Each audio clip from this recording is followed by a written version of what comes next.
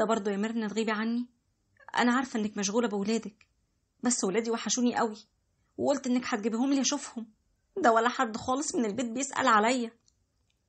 معلش يا حبيبتي، والله غصب عني، انت عارفه غلاوتك عندي. بصراحه انا ما حبيتش الولاد يجوا معايا، اصل انا عاوزاكي في موضوع كده لازم اقولك عليه. وما كنتش اعرف انها جايه تقولي ان خلاص مده صلاحيتي عند جوزي واهله انتهت، وان بعد 13 سنه جواز وخدمه ليه ولاهله قرروا يتخلوا عني عند اول ازمه تعرضت لها.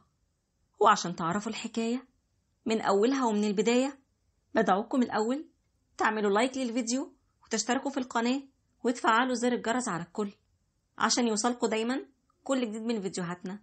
ده لو انت معانا على اليوتيوب، ولو كنت معانا على الفيسبوك لايك وشير وبينا نبتدي.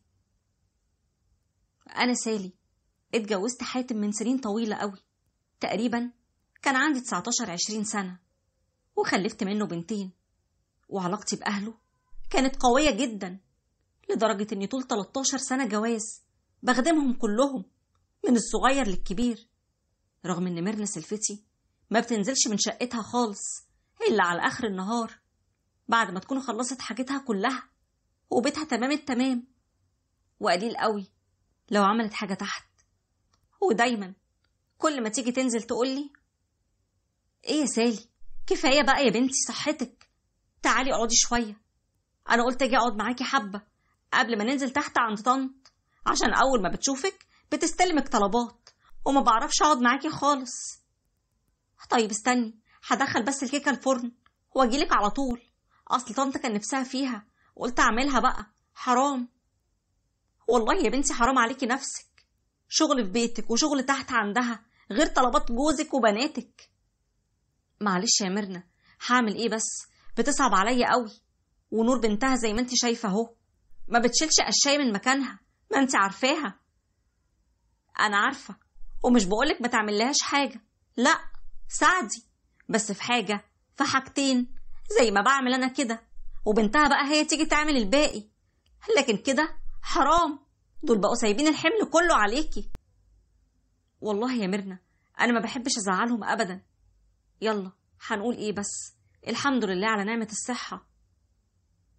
وكان ده حالي طول 13 سنة جواز، اخدم جوزي واهله من الكبير للصغير، ما زعلتش حد مني ابدا، لحد ما في يوم كنت راجعة من السوق وجايبة طلباتي، وطبعا طلبات حماتي معايا كالعادة بقى، ما انتوا عارفين.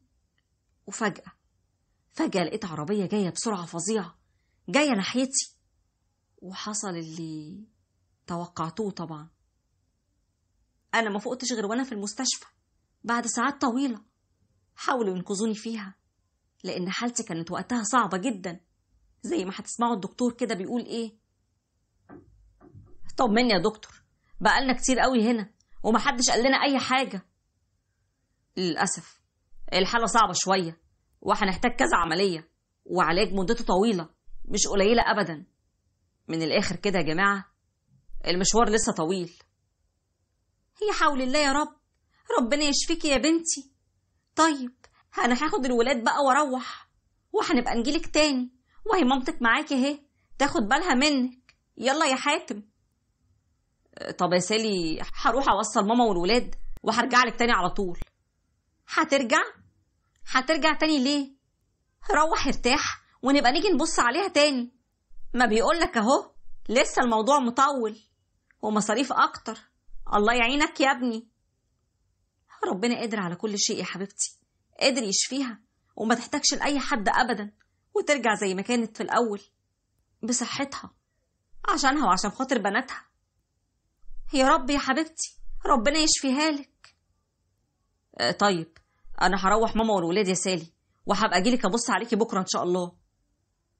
وسابوني ومشيوا، وعليها قعدت شهرين في المستشفى، ما سألوش عني غير كل كام يوم مرة ولا حاجة، يزوروني على الواقف ويرجعوا، لحد ما ميرنا سلفتي جات لي في مرة وقلت لها: كده برضو يا ميرنا تغيبي عني بالشكل ده؟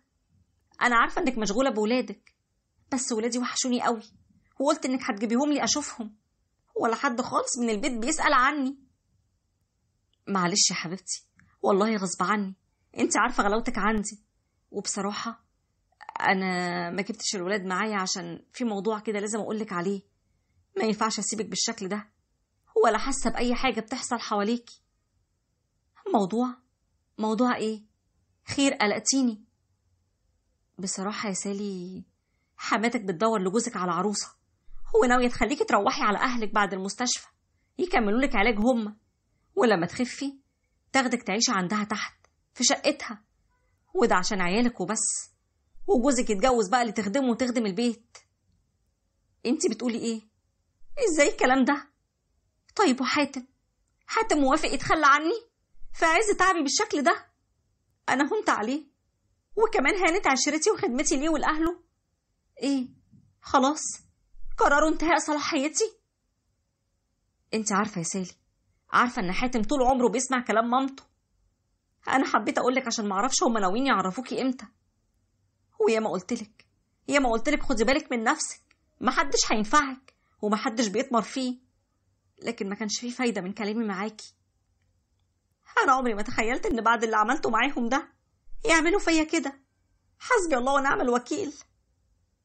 انا عاوزاكي شدي حيلك كده، وما تفكريش غير في نفسك وصحتك وبس، عشان تقدري تاني تقفي على رجلك. وبعدين بقى نبقى نشوف هيحصل ايه معاهم. وفعلا بعد كام يوم بعتولي البنتين لبيت اهلي، وانا كنت خلاص طلعت من المستشفى، وكانوا بيبعتوا المصاريف اقل حتى من احتياجات البنات، وعشان ما يدفعوش مليم في علاجي طلقوني. ايوه، خلوا حاتم يطلقني، وبقى حمل بناتي وعلاجي وحملي كله على اهلي. وفضلوا يعالجوني 2 كاملين، عملت في خلالهم كذا عملية غير العلاج النفسي اللي احتجت له. وخلال الفترة دي هيتقدم لي الدكتور بتاعي بعد ما عرف كل ظروفي من بابا، وقال له: يا عمي، تسمح لي أطلب إيد الأستاذ سالي من حضرتك؟ أيوة يا دكتور، بس أنت عارف كويس حالة سالي وإنها لسه بتكمل علاجها، ده غير إنها زي ما حكيت لك يا ابني عندها بنتين. أنا عارف حالتها كويس يا عمي، وأنا هكمل لها علاجها، وإن شاء الله هترجع أحسن من الأول. هي إنسانة محترمة وتستاهل كل خير، وعاوزك تطمن على بناتها هم بناتي، دول كرم ربنا ليا. أنا ما قدرتش أخلف، ولو وافقتم هيكونوا هم عوض ربنا ليا.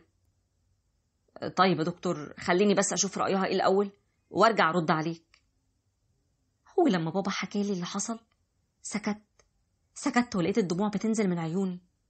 وبابا قال لي: يا بنتي، بتعيطي ليه بس يا حبيبتي دلوقتي؟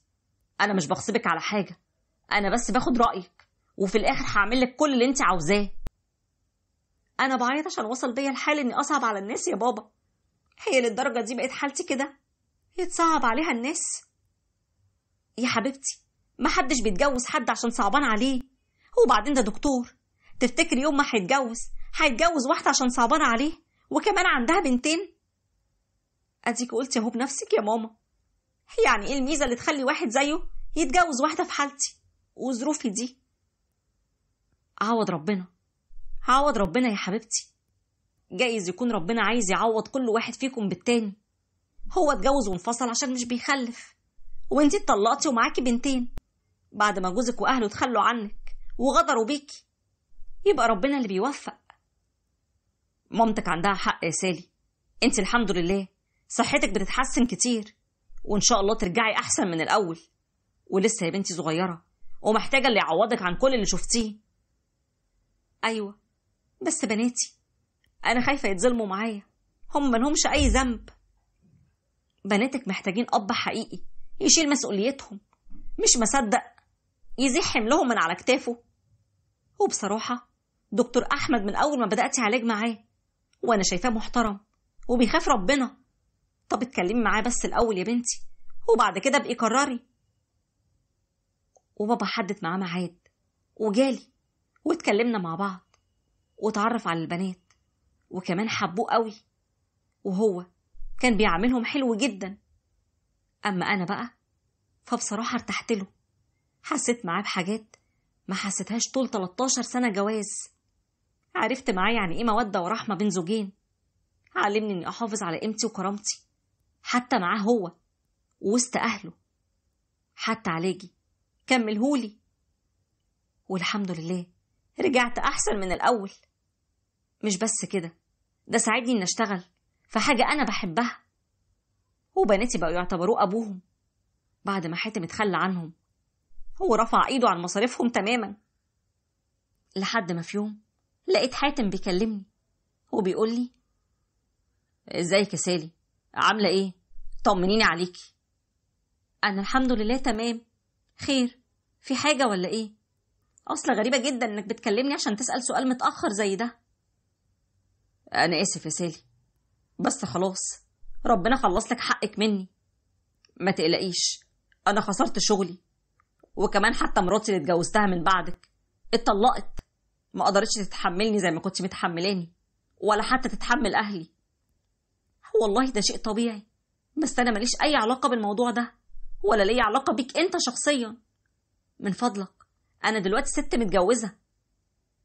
طيب أنا كنت عاوز أشوفك، محتاجة أشوفك عشان البنات. لو عاوز تشوف ولادك هبعتهم لك عند أمي، تقدر تشوفهم هناك براحتك في وجود بابا وماما. ماشي يا سالي، اللي تشوفيه. ووديتهم عند ماما بعد ما استأذنت وليد، ومشيت قبل ما حاتم يوصل عشان ما اشوفهوش. وعرفت من ماما انه قعد شوية مع البنات بس ما طولش، خصوصا ان البنات ما تكلموش معاه كتير زي ما كان متخيل يعني. وكان شكله من مظهره ان فعلا الايام جت عليه قوي، هو حاله اتبدل. اتفاجئت بيه مرة عند شغلي وبيقول لي: أرجوك يا سالي، أرجوك سامحيني، أنا عرفت قيمتك خلاص، خلينا نربي بناتنا في حضننا، نربيهم وسطينا. أنت إزاي تجيلي هنا؟ أنا لو برد عليك في التليفون فعشان خاطر البنات مش أكتر. يا ريت لو سمحت ما تنساش إني ست متجوزة راجل محترم أكرمني أنا وبناتي، بعد ما أنت وأهلك عملتوا فيا اللي عملتوه وتخليتوا عني بالشكل ده. وما تنساش اللي بيني وبينك بناتك وبس. ماشي، وانا هاخد بناتي منك. ما تقدرش، انت حاليا من غير شغل، وسهل قوي اني اثبت كده. وخلي بالك بناتك دلوقتي عايشين في مستوى تاني خالص، وما افتكرش ابدا ان الست الوالده هتاخدهم ولا تقدر تاخد بالها منهم وتراعيهم. تقدر تفهمني مين هيشيل مسؤوليتهم ومصاريفهم عندك؟ استقويتي قوي، بقيتي تعرفي تردي عليا يا سالي.